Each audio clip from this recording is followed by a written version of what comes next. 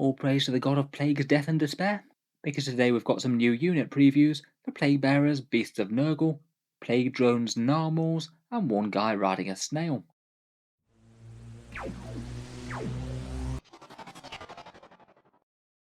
Hello and welcome back to Warspecs Tactics, where today we're talking Chaos Demons, and today we're going to be focusing on Nurgle in particular, combining Games Workshop's recent Nurgle preview with a bunch of other rules that have been leaked on Discord. Today we've got some previews for some really core units out of the Nurgle range, so it should be pretty good to see what the God of Disease has to offer in this new book.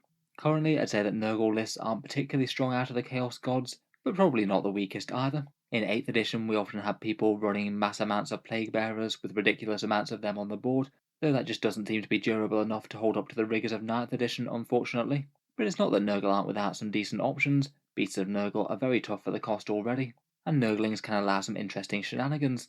It seems that the new book's going to be offering quite a lot for the Grandfathers Chosen, though. One of the things that was leaked by the rumours said that the 5+ Feel No Pain will be swapped for a -1 damage mechanic, and that would kind of make sense with things like Plaguebearers going up to 2 wounds. However, I did notice in the Demons preview from Games Workshop, which said that Disgustingly Resilient would just be swapped for the toughness stats, more wounds, and demonic saves. So I guess we'll have to wait and see whether or not -1 damage comes to pass. Otherwise, beyond Disgustingly Resilient or lack of it seems that most of the Nurgle units are getting a 4+ save against ranged attacks, an extra pip of toughness, and usually at least 1 more wound. Between all that, they're going to be living up to their reputation for being ridiculously tough, and I must admit these units are looking pretty promising. So let's get into the actual previews themselves. We appear to have 3 units from Games Workshop and 2 from the leaks. First up, GW have shown off the Plaguebearers new stat line. I do quite like the way that their preview datasheet for them even seems to have a green splatter on it. That does seem very themed. Currently in the Codex, they're kind of only really good for being tough home field objective holders, not really quite strong enough to be dealing damage on their own right, or not quite tough enough to be slogging it out on the front line. This new stat line though does look rather impressive. They're going from toughness 4 to a big toughness 5, kind of similar to what the Orcs had. They get a 4+ demon invul save at range, beating their normal 5+ at the moment, perhaps most significantly following the Chaos Marines in going from 1 wound to 2, and the wound change does fit in with the rumoured -1 damage for Disgustingly Resilient. Currently it's a 5+ Feel No Pain. The rumours are that it's going to be changing to the -1 damage, just the same as the Death Guard. I suspect people might have mixed feelings about the 5+ Feel No Pain going away, much the same as it was for Death Guard. The rule is kind of iconic to Nurgle demons at the moment, but I do think that given these stat changes, it does look like the Plaguebearers are going to be massively tougher than before per model. Trading the Feel No Pain for the extra wound and -1 damage stuff looks like it's going to be superior in most situations right off the bat.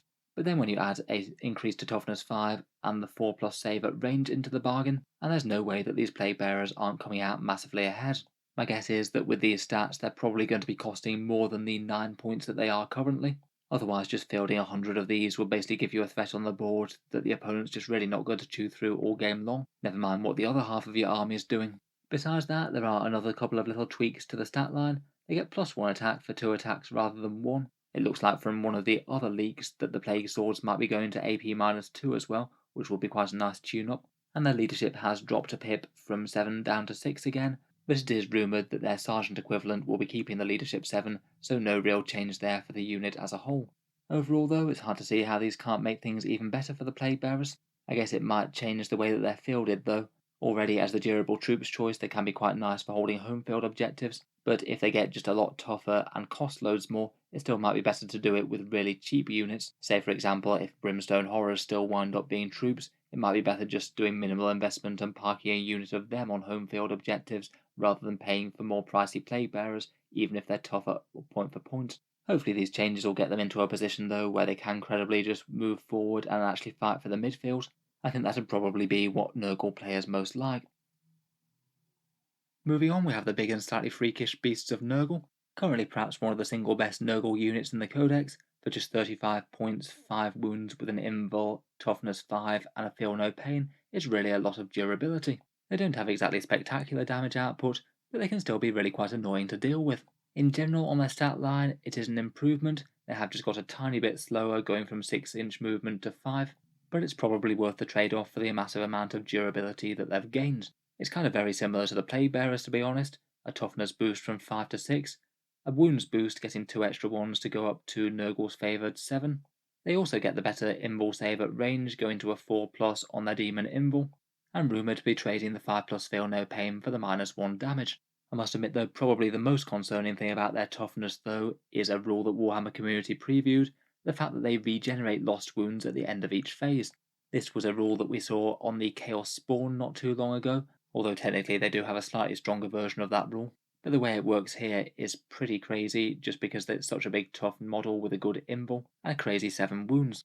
Basically the idea seems to be that if you attack the beasts of Nurgle and injure one but don't kill it at the end of the phase, then when you move on to the next phase in the game, that beast of Nurgle just casually regenerates all its wounds to get back to its starting 7.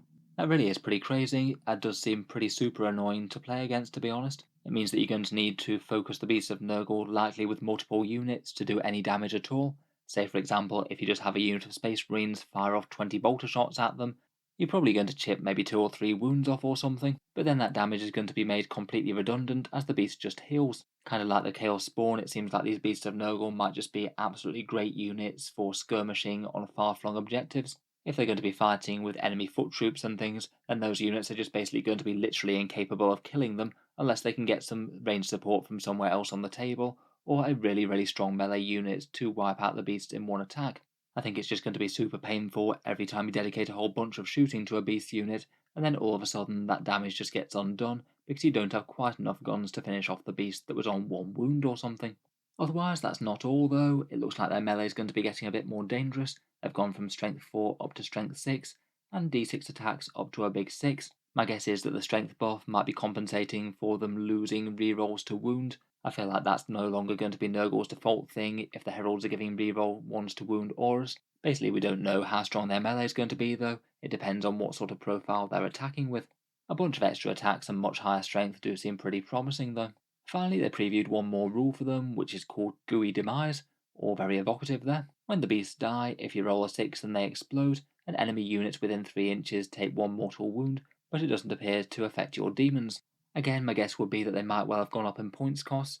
Apparently the plague drones are rumoured to be jumping up from 35 to 45. Maybe we might see something similar for these, but overall, between all the buffs, I feel like even if they did go up by that much, then they'd still be better than they were before, and they were already okay. Speaking of which, next we have the Buzzy Boys. We're moving from preview territory to leak territory, and these plague drones had their profile shown off by a Mr. Corkin on Discord. They have been keeping the leaks coming on the Chaos Demons Discord server. He actually went into a whole ton of depth on these plague drones, giving us a rumoured points cost which they haven't been coming out with quite a lot. He says that they seem to be moving from 35 to 45, as well as talking about stat lines, melee weapons, and even some of the buffs that you can put on them. First up, their new stat line's going to keep their 10-inch move, hit on 4s, be strength 5, toughness 6, 5 wounds now, 2 attacks, and keep the same Nurgle saves as the rest of them with a 4+ save against range. Comparing with the old profile, that's an increase of +1 strength, a boosted toughness to 6, the 4+ ranged demon save, an extra attack on their base profile, but it looks like the flies will get extra still, 1 more wound, and possibly disgustingly resilient being swapped to -1 damage, though as mentioned before we'll have to wait and see on that front. In general, these have been used as some of the better Nurgle damage dealers throughout the Daemons Codex run. They do just seem like one of the best units that's actually worth buffing for damage, though by 9th edition standards they still come out a bit underwhelming, even with maximal support. It does look like what they can achieve will be getting a little bit better at least though. They still have their close range death heads attacks, keeping the strength 4 and the damage 1 that they had before, but also gaining a pip of AP as well. Otherwise, in combat, they've gone from basically an AP 0 unit to an AP -2 unit. Big buffs to AP do seem to be a common theme in 9th edition. Those now 2 attacks from the riders would happen at strength 5, AP 2 and damage 1. Apparently 6s to hit would auto wound, and I guess that this could be the new profile for the Plague Sword. Perhaps Plaguebearers will have this similar but only at strength 4. The AP gain is pretty nice though, it'll mean that they're a lot more threatening against more armoured targets. As well as that, it also seems that the fly gets to attack. Currently they're 4 attacks at AP 0, damage 2 but reroll wound rolls, so at least can stack a fair few saves on your enemy. Now it looks like you've got the choice of 2 different profiles. I guess that the first one might be their proboscis type thing, 2 attacks at strength 5, AP 2 and damage 2, and maybe the other attack is for their legs or something, 4 attacks at strength 4, AP 2 and damage 1 for a bit more work against hordes. Again, AP -2 is really quite nice, and does look like it's going to be stronger than before. Otherwise, Mr. Corkin did also mention a few different buffs that you can get for the units. Apparently their icon can allow 1 command point stratagem for mortal wounds on 6s, and on a unit with so many attacks that'd be really quite significant. There's a Nurgle psychic power for +1 damage on all their attacks apparently. That'd be massive if you were fighting any 3 wound infantry. The Great Unclean one that we saw some stats for before can resurrect one with his bell, and plus there's plenty more with heralds and stuff. It looks like the Chaos Demons Codex might be adding a bit more synergy to these type of units. You can really get a lot of buffs going on them at once, and a bit easier than before. It does look like these guys will remain as the go-to for damage dealers of Nurgle if you're going to build an entire Nurgle army. Next up, and also from the leaks, we've got Mr. Snail Rider himself, Horticulus Slimux. These rules were leaked by Mr. Trout on the Discord one day ago. Not quite as much detail on this one, but still very interesting. Currently, he's a Nurgle Gardener Snail who can slime around, putting out Nurgle Feculent Gnarlmaws.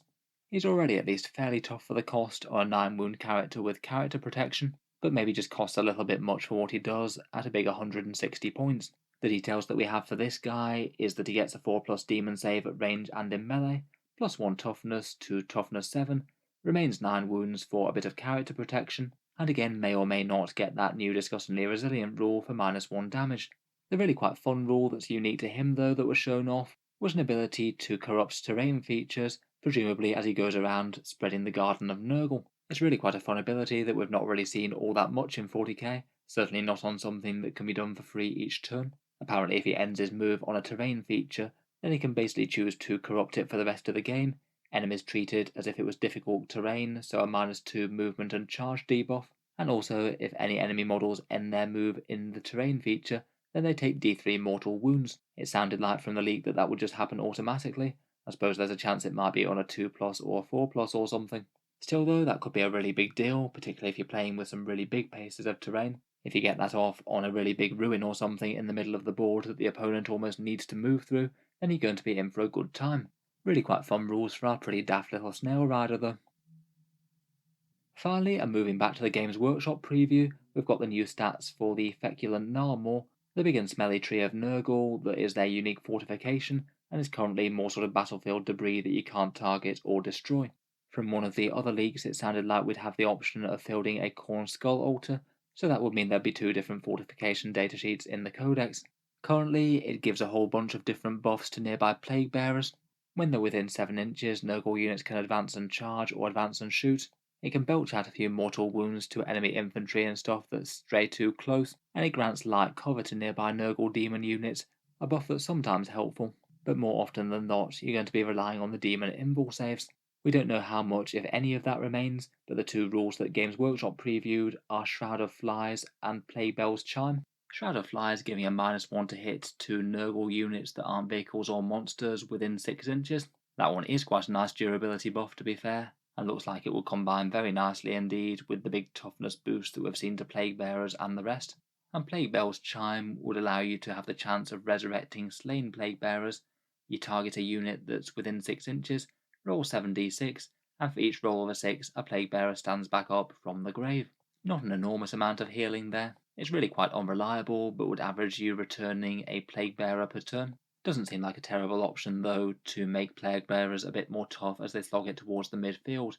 You might just need to chain back to this thing very slightly. I guess with the Shroud of Flies it would probably mean that 20 model rule for Plaguebearers being -1 to hit is likely to go. Most of the 8th edition rules like that have been phased out, but good to know it's still easily possible to get -1 to hit in the codex if you need it. So that just about wraps up our look at 5 different Nurgle units. Let me know what you think of the rules down in the comments below, and particularly what do you think might be happening with Disgustingly Resilient. Is it just going to be gone, or will it be a -1 damage? If you've enjoyed the video, feel free to subscribe to Auspex Tactics, where I'll certainly keep the regular 40k stuff coming. I do tend to post new things just about every day. I'll certainly try and keep up with the demon previews and leaks, and I'm looking forward to reviewing the codex in full once it's out.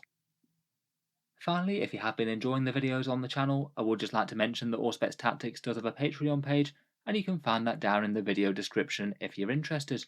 Channel patrons do get a fair few advantages, seeing certain videos early, regular votes for what sort of things come next on the channel, and automatic entry into the regular prize giveaways with a chance to win some big model kits each month. If any of that sounds good to you, or you'd just like to help support, the link is down in the video description. In any case, a massive thank you for listening, and I'll hope to see you guys next time.